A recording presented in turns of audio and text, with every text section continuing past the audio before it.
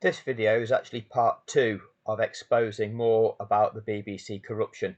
If you haven't already seen part 1, please do so. The thumbnail is what you see on screen.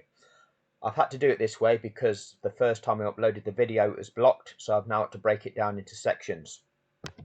So I'm going to return to the BBC's commentary of the 2023 Brazilian Grand Prix.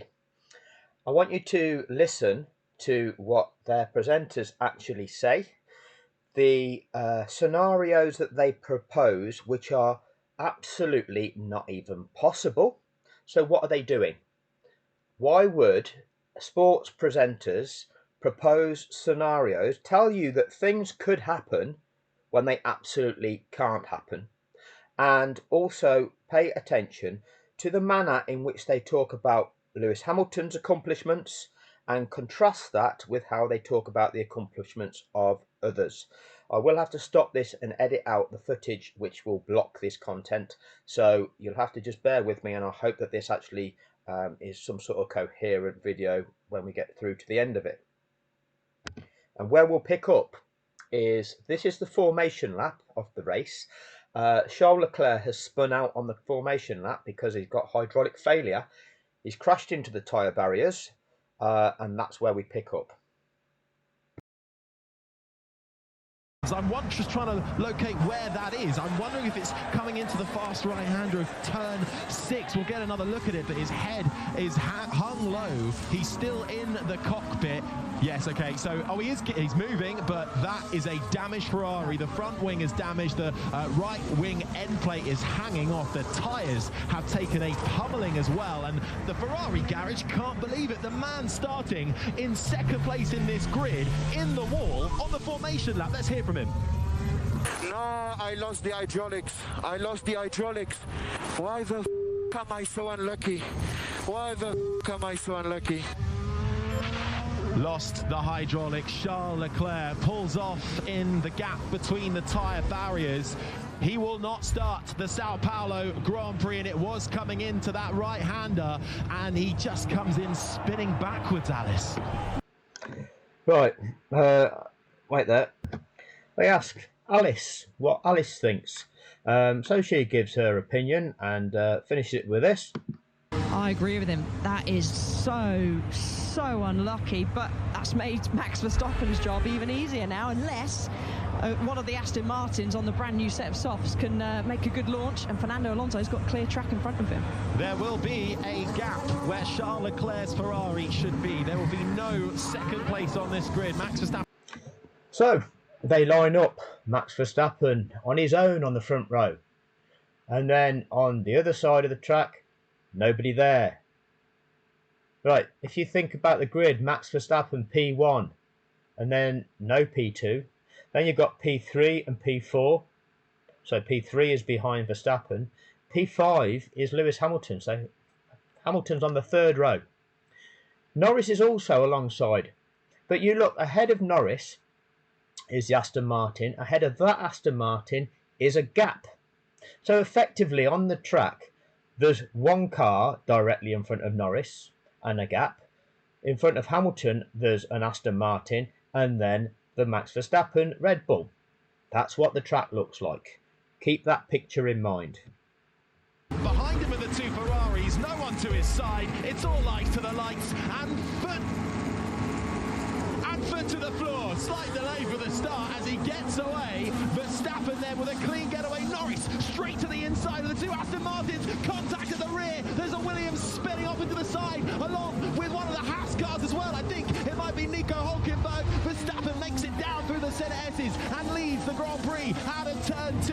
Then Lando Norris with an exceptional start has managed to get up into second place in this race. Lewis Hamilton down the inside of the Aston Martin gets into third just as the safety car comes out and neutralises the race. What a start to this Grand Prix. It's been a weird weekend so far. And neutralises the race. So safety car neutralises the race equals no racing. You're no longer racing, boys and girls. Remember that concept.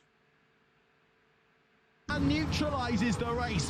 What a start to this Grand Prix. It's been a weird weekend so far, and the twists and turns in this tale just keep going, Alice Powell. I mean, whatever next? What are we going to see next? Lando Norris, wow, what a start from all the way. Okay, let's say he started in 5th position, because obviously Charles was out, but he wasn't even on his brand new set of softs, and he powered up down the inside of pretty much all of those in front of him, all bar Max Verstappen.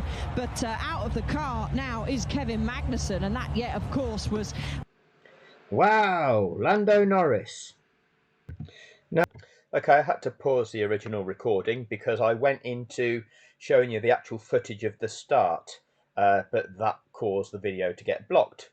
So I'm going to show you a few stills. So this is the start of the race, and this is Max Verstappen out on his own because there's nobody alongside of him, with Charles Leclerc having gone out. You've got the green cars of the 2 Aston Martins that occupied the 2nd row, and either side of those cars you've got Lando Norris in the orange car and Lewis Hamilton in the black car. So they've both performed effectively the same manoeuvre in going around the outside of the car that's in front of them. But they're approaching that first corner, which is a left-hand turn, and Norris is going to be on the inside for that left-hand turn. Okay, so here's the next still, just going into turn 1. So the cars that started on the 2nd row, the 2 green cars in the middle, you've got Lando's car on one side of them, Lewis' car on the other. Lando just happens to be on the inside of the track. Who's done the better job? Or is it similar? And this is a situation a few frames later. Lando on the inside of Lewis, that shorter line going into the front first corner, because it's the inside line. Lewis has had to take the slightly longer outside line. So these are the differences you see, but we'll go back to how the BBC describe the situation to the listener who can't see what is actually going on for themselves.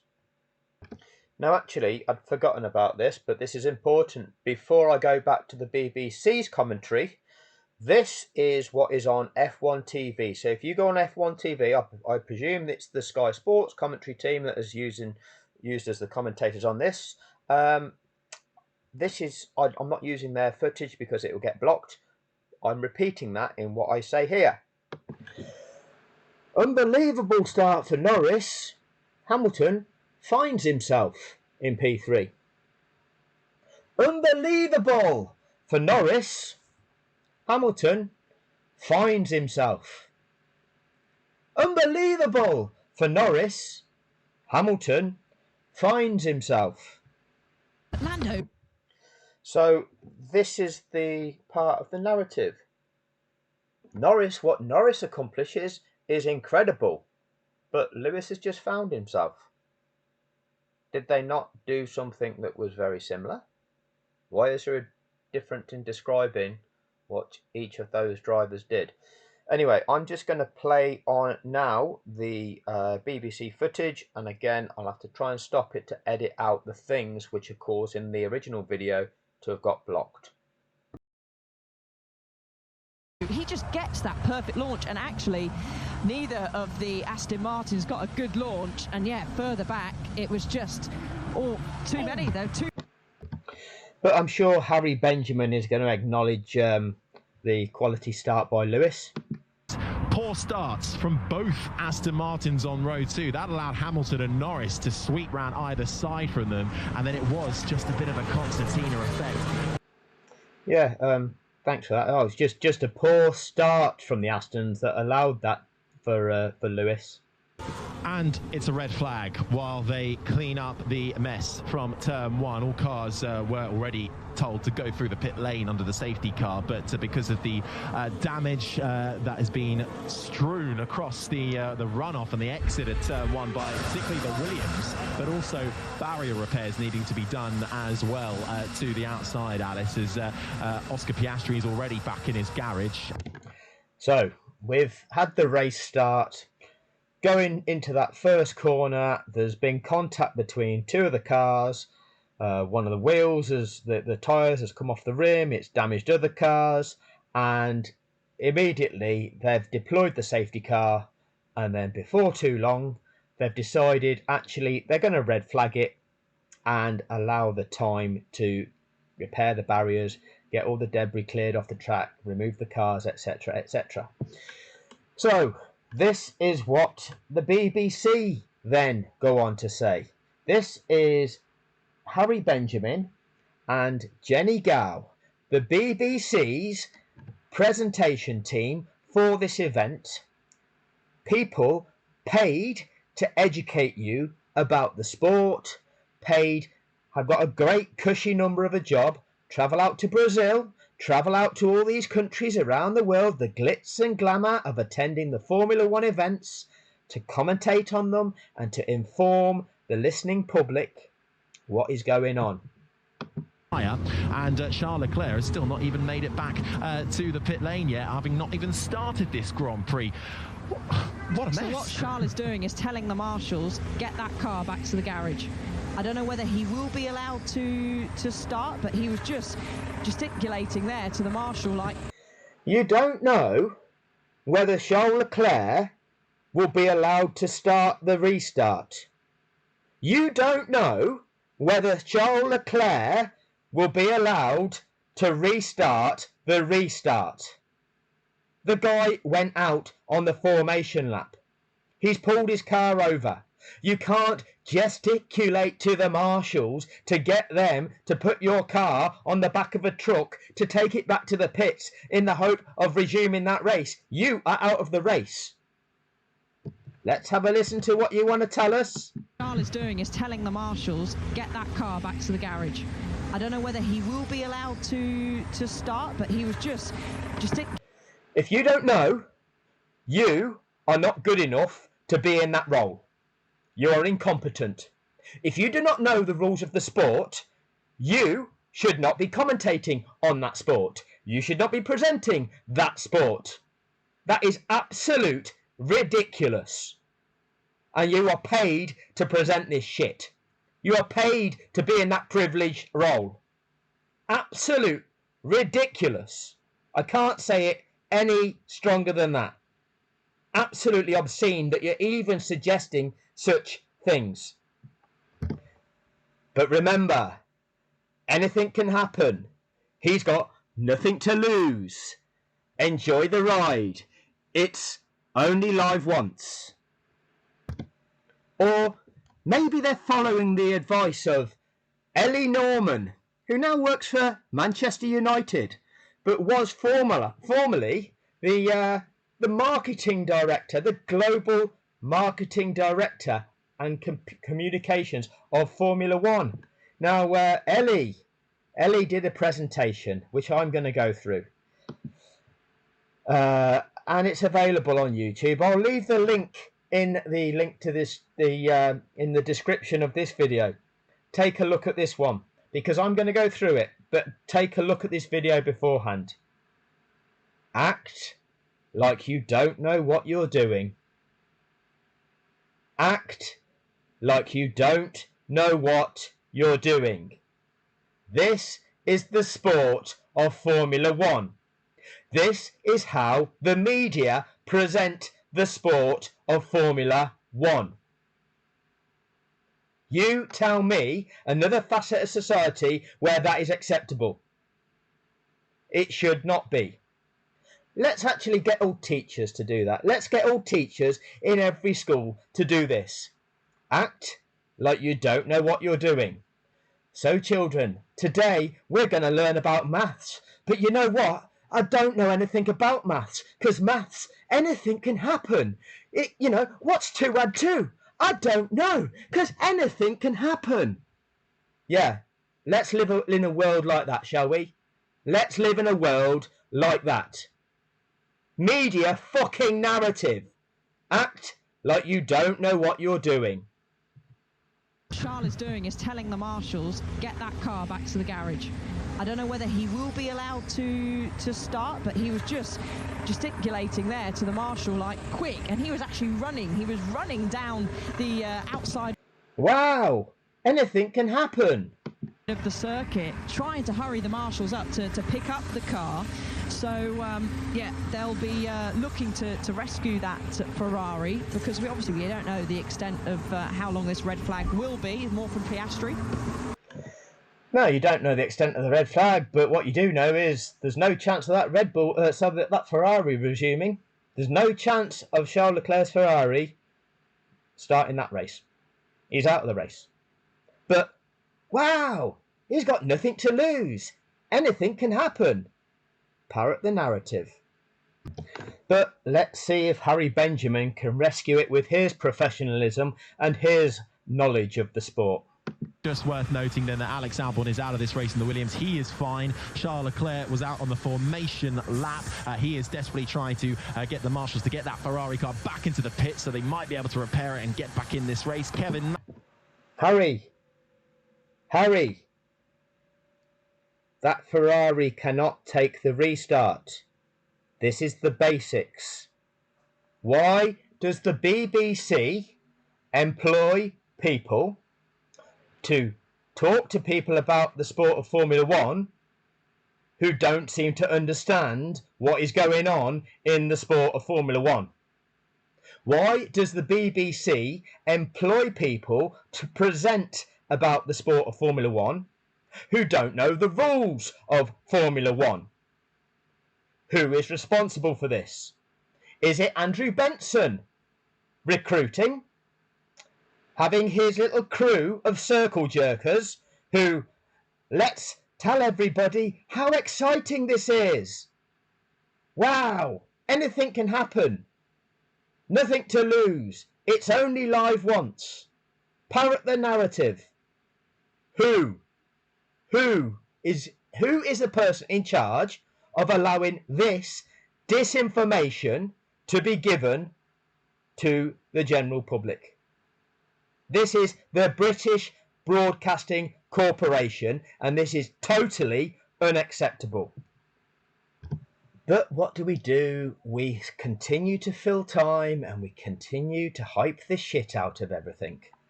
Charles Leclerc, just images of him just desperately trying to get that Ferrari back. It looks like it's just parked on the bank up there. They're not getting that Ferrari back, Alice, are they? Well, there you go. How's what you say? Yeah, he's out the race. End of story. Shut up. Stop coming out with a load of crap. He's out of the race. It is parked on the grassy verges. There's no manic rush around it. It's not coming back to I mean, the if I pit was lane. Charles, I'd just go and find the pickup recovery truck myself and just drive and somehow work out These how are the days to where we pick need the car up. T-car back, don't we? Yeah. Let's come up with all sorts of possibilities which can't happen. We've got nothing to lose. It's only live once. Anything can happen. Is all okay from what I can understand. So she says Albon is all okay from what she can understand, and that is the most important part. Remember, it's human beings that are taking part in a sport, and their safety is paramount. That is the most important thing. Okay? But listen now to what is said. One is all okay from what I can understand. But I'll tell you who's possibly going to be the loser here, and that will be Lando Norris. Why? We've completed 3 laps, but I have a feeling that you have to complete a certain length, a certain distance, a certain amount of laps before you can stick to the order that we have currently. So what you're saying is that you don't know the rules of the sport. Effectively, you've just said you don't know the rules of the sport. Okay, let's go through that again. We've completed 3 laps, and but a lot of Magnussen, which then span round in front of Albon, but a lot of damage there. Albon is all okay from what I can understand. But I'll tell you who's possibly going to be the loser here, and that will be Lando Norris. We've completed 3 laps, but I have a feeling that you have to complete... Don't have feelings. No. Because it doesn't matter what you feel, it matters what you know. You are presenting the sport. You are presented as a knowledgeable presenter of the sport to inform people about what is going on in the sport. The sport has rules. If you don't know them rules, you are not qualified to present about the sport. Complete a certain length, a certain distance, a certain amount of laps. Yeah, what is that distance? Before, you can stick to the order that we have currently, as the tractor is to. So, effectively, and I'm not a presenter of the sport, okay? But from what I've seen, and I've not been to these Grand Prix, I've not been to any Grand Prix, but if I was going to Grand Prix and if I was paid to be a presenter of the sport, I'd make certain sure I knew every single bloody rule of it. So I didn't make myself look to be a fool on the TV or on the radio when I'm presenting about it. Okay, but everything that I've seen is if they've completed that first lap, at least gone through the first or second or third timing sectors, then that race order stays where it is. If you're 3 laps in before they put the red flag out, you definitely keep that race order that was there going into turn 1. Them places you gained, you get to keep them. You get to keep them providing that you've completed that first lap. That is every time I've seen it happen. That is what's happened, and I'm sure that the rules will back that up. You don't go presenting 3 laps in. I don't know if they'll keep that race order. I don't know. Well, if you don't know, you're not qualified to do the job. Simple as that. You're not qualified. But what shall we do? We'll create the uncertainty. What is going on here? We don't know. Pretend that we don't know. Act like you don't know what you're doing. Anything can happen. It's only live once.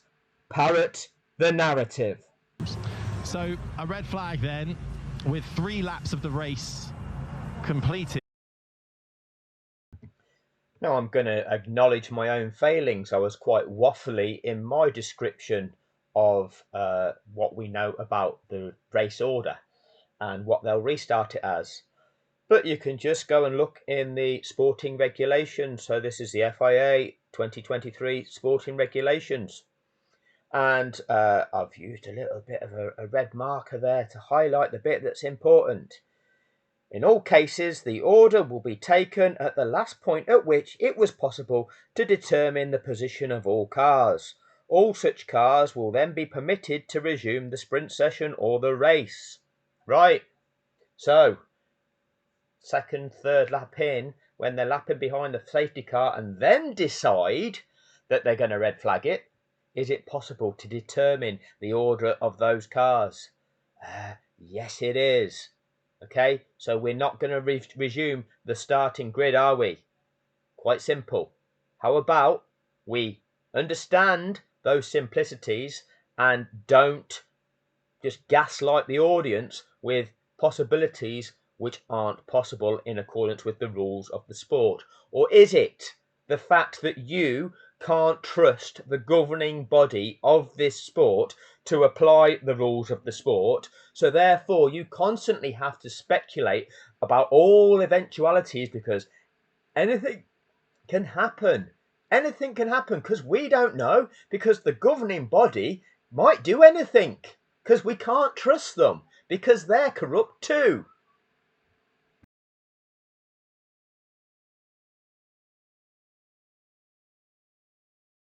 Act like you don't know what the rules of the sport are.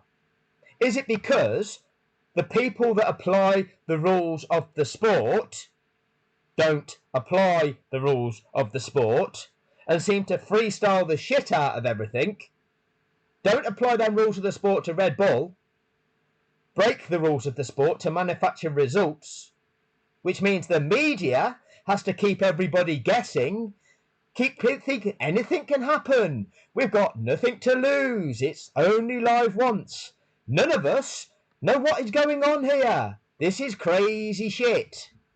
But let's have a look again. What's this order that we could never have predicted? because we don't know the rules of the sport, and we don't know what the rules of the sport dictate that restart order has to be. Ahead of Norris, then Hamilton, Alonso, Stroll, Russell, then it will go to... Surprise, surprise. Trust me, when that race restart order was announced, there was nobody in this world more shocked than me. Grid. So that's great news if you're Lando Norris. It's great news if you're Lando Norris. Great news. Celebrate good times. Come on. Great news if you're somebody like Yuki Tsunoda, who It's also great news if you're Yuki Tsunoda. started down in 16th, and after the great pace that AlphaTauri showed yesterday in the sprint, to now get a top 10 starting position. Is it not just, well, that's the rules of the sport. You have maintained those places that you've earned on that first lap through what you accomplished on that first lap. No, it's just great news. Is Lewis Hamilton now starting in third position, having made up 2 places on that opening lap? Are we talking about that? Oh, we're finally going to talk about Sir Lewis Hamilton. Let's have a listen. Hamilton must be twitchy for this restart, because he must be twitchy for this restart. So, you know, he's a veteran of over 300 Grand Prix. He's done at least 300 Grand Prix standing starts, but he's going to be twitchy for this one. he loves this track. He loves being in Brazil. He does. He's done very well around there. But he's also coming off the back of the day before, where he saw the performance of his Mercedes and the limitations and where that car was going backwards the longer that race went on. So he's aware of all that. And obviously with all the changes that they could make to that car in parc fermé conditions, he was in a completely different car for today. So his chances are completely different. Him an honorary citizen last year, and he knew that he could do something. Is that normal? Does a country make another human being from a different country an honorary citizen for no reason? Why would that be? Why would that be? Is it because they recognise what that guy has actually accomplished, both as a sportsman, but what he has attempted to do to use his profile and global status to raise awareness of certain global issues? And are those the reasons where Brazil as a nation wants to honour Sir Lewis Hamilton? Oh yeah, they like him because they've made him an honorary citizen. Thanks for that. Thanks for your insight. And he's starting P3 now. He's got Alonso behind him, Norris in front of him. P3 on the grid is behind P1. Is Norris now in P1? I'm just trying to work this out. No, that would be Max Verstappen in front of him, directly in front of him, because Norris is in P2 on the other side of the track. Yes, he's in front of him, but you're saying this wrong, and these are the basics. But he's done a really good first race start. He needs to replicate. Finally, you've acknowledged he's done a good race start and the first time round. That and see if he can get the same traction, see if he can get the same luck in a way. Oh, let's see if he can get the same luck. Lucky Lewis Hamilton got a lucky start the first time round. Let's hope he can get the same luck. You know, the man that has won 104 Grand Prix, let's see if he gets another lucky start. You know, the more you practice, the more success you have, the luckier you get. Is that your kind of mantra? Let's have a listen again. Absolutely disgusting. In front of him, but he's done a really good first race start. He needs to replicate that and see if he can get the same traction, see if he can get the same luck in a way. Yeah, let's hope Lewis Hamilton gets the same luck that, you know, Lewis Hamilton's just lucky, isn't he? Just lucky. Yeah, no, exactly. They need to try and replicate that launch, but Max Verstappen, by the time he got, okay, he didn't have anyone alongside him because Charles broke down, but by the time he got into turn one, he had about a 3 to 4 car length gap to Surprise, surprise. Who could have thought it? You know, who would have thought that that would happen in Formula One? You know, because we've not seen it all season. We've not seen Max Verstappen in that Red Bull car be streaks ahead of everybody at every race. But anything can happen. anybody else. So Max has been on fire with getting off the line since all those issues that they had with. No, it's not. It's not luck for Max though. Lewis got lucky, but it's not luck for Max. With getting off the line. So yeah, it's down to Lando that's sitting on the inside there. But one thing to also note is that incident sort of spread across part of the grid. I'm going to fast forward to the next point of note.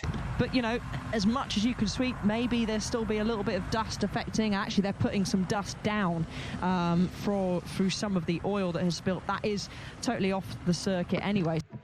Oh, maybe the dust is going to affect things. They're even putting some dust down, but that's off the circuit, so it's not going to affect it.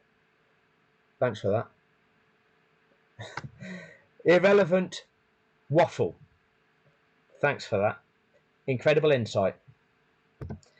Now, finally, we get a little bit of honesty, a little bit of reality. Okay, so pay close attention to what is said now. Now, I am all for being optimistic and trying to sell the coverage. Oh, now, what are you going to... I'm all for being optimistic and trying to sell the coverage. I am all for being optimistic and, this is the key, trying to sell the coverage. You're the BBC. What are you selling? What are you selling, BBC? Sell the coverage. Sell the coverage. Sell the coverage. Sell the coverage. Sell the coverage. Marketing. Marketing. Marketing. Communications. Communications. Communications. What do marketing do? Sell. What do marketing do? Sell. Act like you don't know what you're doing.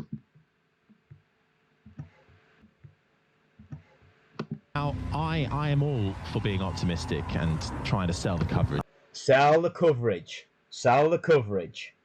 Oh, now, what are you going to do? Don't do this. But even if Verstappen Don't do this. Don't do this. falls back to P2 or P3, he's going to come through to win the race. I think we've got to be... Oh, finally. Let's face it, everybody. Verstappen's going to win this one. Why would you? Right, I'm going to end this one here and then do a part 3. Might even be a part 4 because I've still got to break down the other bit. And we're only going to go a few laps into the race. And you can see the amount of bullshit that the BBC's commentary team is coming out with. And this is again what is going into people's minds and how they are communicating what's valid, what's not, and what those messages really mean. Look out for part 3.